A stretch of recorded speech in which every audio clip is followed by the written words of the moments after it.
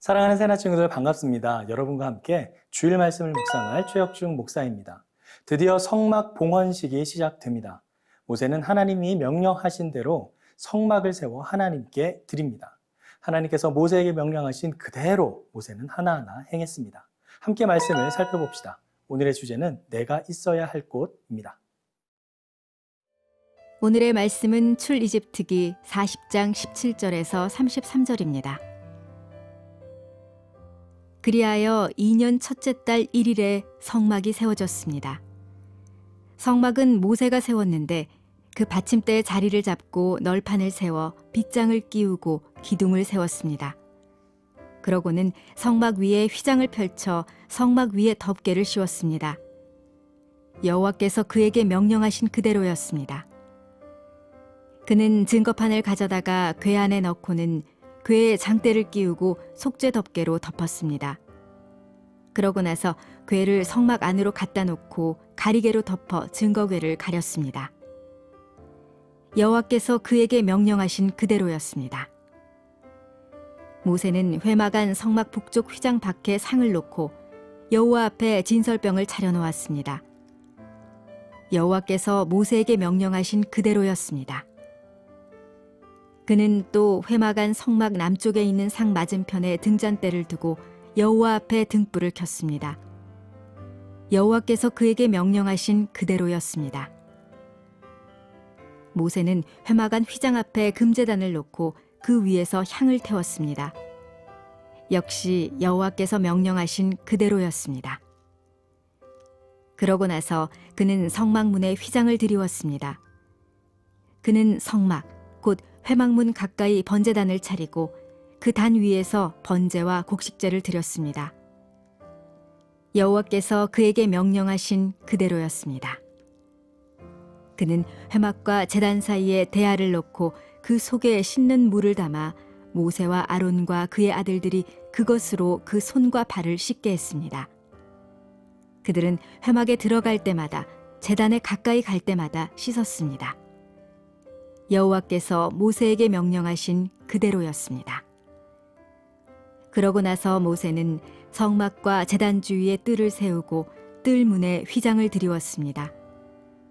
이렇게 해서 모세는 일을 마쳤습니다. 이제 모세는 하나님께서 명령하신 말씀 그대로 성막을 하나하나 세워갑니다. 17절에서 19절까지의 말씀입니다. 그리하여 2년 첫째 달 1일에 성막이 세워졌습니다.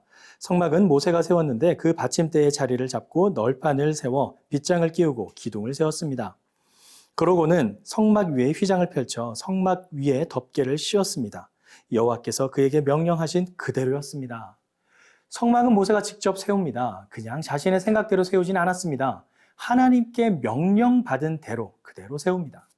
일을 하다 보면 자신만의 노하우가 생겨서 자신의 방법을 더 최선이라고 생각하는 때가 있기 마련입니다. 그래서 처음에는 다른 이에게 배워서 시작을 하지만 이후에 익숙해지면 자신만의 방법을 찾아서 더 나은 방향으로 일을 하게 되죠. 그런데 성막을 세우는 모세는 그렇지 않았습니다. 하나님께 들은 방법대로 하면서 자신의 생각이나 자신의 기술을, 자신의 지혜를 추가하지 않았습니다. 이렇게 하면 더 좋을 것 같은데 저렇게 하면 더 잘 될 텐데 라는 자신의 생각을 더하지 않았습니다. 처음 하나님께서 말씀하신 그대로 더하지도 빼지도 않고 그대로 순종하여 만듭니다. 그래서 오늘 본문에 보면 동일한 의미로 반복되는 표현이 있습니다. 혹시 눈치챈 친구들이 있을까요? 네, 맞습니다. 바로 여호와께서 그에게 명령하신 그대로였습니다 라는 표현입니다. 한번 펜을 들고 그 표현의 밑줄을 한번 표시해 보겠습니다. 우리가 방금 읽은 19절 하반부에 있고요. 그 다음엔 21절, 그리고 그 다음엔 23절, 그리고 25절, 27절, 29절, 마지막 32절까지 있습니다. 모두 7번이죠. 7번 반복되어 이 표현이 등장합니다. 이는 모세가 하나님께서 명령하신 말씀대로 성막을 건축하였다는 것을 강조하기 위해 7번, 바로 완전수를 상징하는 7, 그 7번을 거듭 반복하여 기록한 것입니다. 성경에서 반복되는 구절 혹은 단어는 그만큼 중요하다는 상징적인 의미가 있습니다. 모세는 자신의 뜻대로 하지 않고 조금이라도 자신의 생각이나 뜻이 반영된 것이 아니라 순전히 하나님의 말씀대로 이루어졌음을 강조하고 있는 것이죠. 그만큼 성막은 하나님의 거룩함에 인간의 그 어떤 생각도 들어가서는 안 된다라는 사실을 알려주고 있습니다. 중요한 것은 그러한 성막을 하나님은 세상을 창조하신 것처럼 그저 말씀으로 뚝딱 하고 만드신 것이 아니라 모세를 통하여서 사람들을 통하여서 만드셨다라는 사실이죠. 충분히 하나님 그 말씀 한 번으로 짠 하고 만드실 수도 있었지만 모세라는 그 한 사람을 세우고 또 여러 사람들의 손을 거쳐서 하나하나 만들게 하십니다. 이것이 바로 하나님께서 공동체를 이끌어 가시는 방법입니다. 이 일들을 통해 하나님께서는 이스라엘 백성들로 하여금 하나님의 몸된 교회를 세워가는 공동체로서의 정체성을 이스라엘 백성들에게 가르쳐주고 계십니다. 그렇게 하나님은 사람들을 통해 일하시고 사람들과 함께 일하십니다. 사랑하는 새나 친구들, 하나님은 지금도 당신의 말씀에 순종하여 그대로 행할 그 한 사람을 찾고 계십니다. 부르고 계십니다. 주님의 부르심에 반응합시다. 순종합시다. 그리고 그 말씀대로 행하여 하나님의 그 영광의 역사에 참여합시다. 하나님은 지금도 우리를 부르고 계십니다.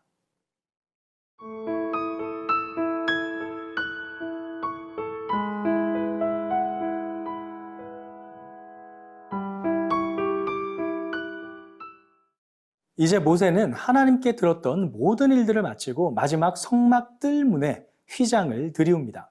33절 말씀입니다. 그러고 나서 모세는 성막과 제단 주위에 뜰을 세우고 뜰문에 휘장을 들이웠습니다.